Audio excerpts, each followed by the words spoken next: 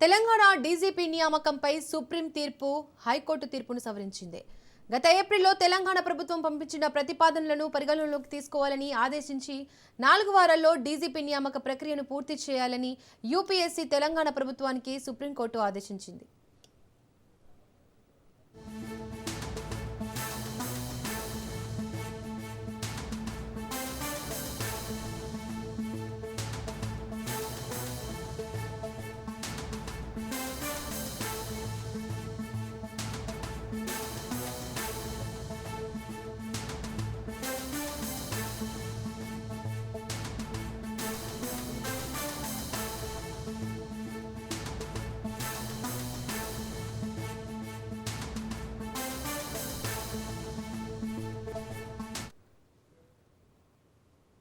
Telangana DGP నియామకంపై supreme తీర్పు ఇచ్చింది. High court తీర్పును సవరించింది. గత ఏప్రిల్లో తెలంగాణ ప్రభుత్వం పంపించిన ప్రతిపాదనలను పరిగణలోకి తీసుకోవాలని ఆదేశించింది.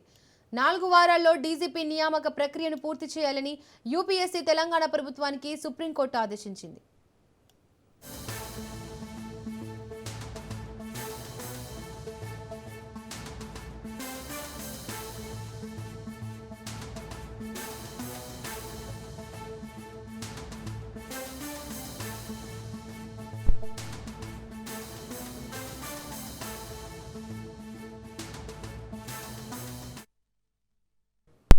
తెలంగాణ డీజీపీ నియామకంపై సుప్రీం తీర్పు ఇచ్చింది. మరింత సమాచారాన్ని మా ప్రతినిధి సునీల్ అందిస్తారు. సునీల్, తెలంగాణ డీజీపీ శివధర్ రెడ్డి నియామకాన్ని సవాల్ చేస్తూ గతంలో హైకోర్టులో పిటిషన్ దాఖలు చేశారు. దీనిపై గతంలో హైకోర్టు డీజీపీ నియామకం సంబంధించిన విషయంలో గతంలో వేసినటువంటి పిటిషన్ కొంత అభ్యంతరాలు వ్యక్తం చేసింది. ఆ పిటిషన్ని డిస్మిస్ చేసిన నేపథ్యంలో అతను సుప్రీంకోర్టును ఆశించారు. సుప్రీంకోర్టు ఈరోజు విచారణ చేపట్టిన నేపథ్యంలో తెలంగాణ డీజీపీ నియామకం సంబంధించినటువంటి అటు 4 వారాల్లో పూర్తి స్థాయి డీజీపీ ప్రస్తుతం ఉన్నటువంటి డీజీపీ తాత్కాలిక డీజీపీగా నియమించింది రాష్ట్ర ప్రభుత్వం. కానీ పూర్తి స్థాయి డీజీపీ నియమించడానికి యూపీఎస్పీకి దాదాపు 4 వారాల సమయం ఇచ్చింది.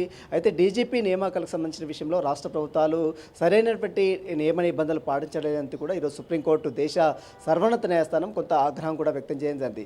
యూపీఎస్కి లిస్ట్ ద్వారా పంపాలి, మెరిట్ లిస్ట్ను చూసుకోవాలి, అదేవిధంగా ఎక్స్పీరియన్స్ పర్సన్ సీనియారిటీని దృష్టిలో ఉంచుకొని డీజీపీల నియామకాలు చేపట్టే విధంగా రాష్ట్ర ప్రభుత్వాలు చర్యలు తీసుకోవాలంటూ కూడా రాష్ట్రాలకు సుప్రీంకోర్టు కొన్ని కీలక ఆదేశాలు కూడా జారీ చేయడం జరిగింది.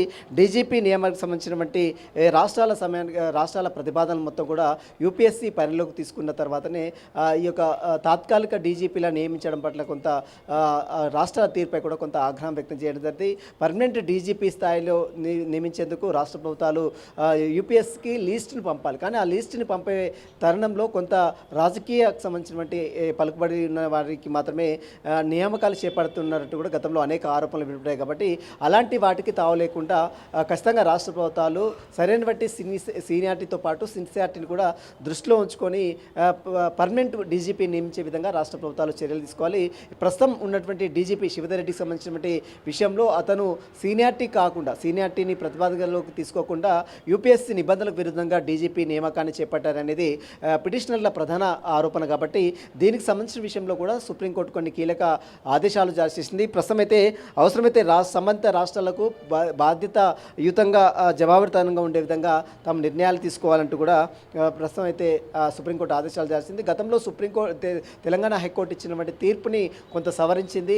ఇక 4 వారాల్లో పర్మనెంట్ డీజీపీ నియమించే విధంగా రాష్ట్ర ప్రభుత్వము చర్యలు తీసుకోవాలి. యూపీఎస్కి ఒక లిస్టును పంపిన తర్వాత తెలంగాణ డీజీపీగా పర్మనెంట్ డీజీపీ నియమించే విధంగా చర్యలు తీసుకోవాలంటూ కూడా ఈరోజు సుప్రీంకోర్టు దేశ సర్వోన్నత న్యాయస్థానం ఆదేశాలు చేస్తుంది. ప్రస్తుతం అయితే తెలంగాణ డీజీపీ శివధర్ రెడ్డికి సంబంధించిన విషయంలో అనేక రోజుల నుంచి కూడా కొంత వివాదాస్పదంగా మారింది. అతనికంటే సీనియర్లను పక్కన పెట్టి మరి శివధర్ రెడ్డికి నియామకాన్ని ఇవ్వడం, డీజీపీగా నియమించడాన్ని కూడా చాలామంది అభ్యంతరాలు వ్యక్తం చేస్తున్నారు. దీంతో పాటు కొంతమంది రాష్ట్ర న్యాయస్థానం అటు హైకోర్టులో కూడా పిటిషన్ దాఖలు చేశారు గతంలో.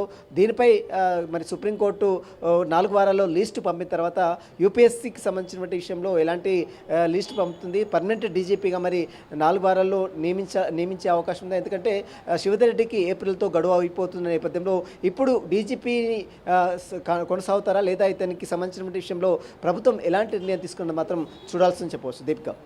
Right Sunil, thank you.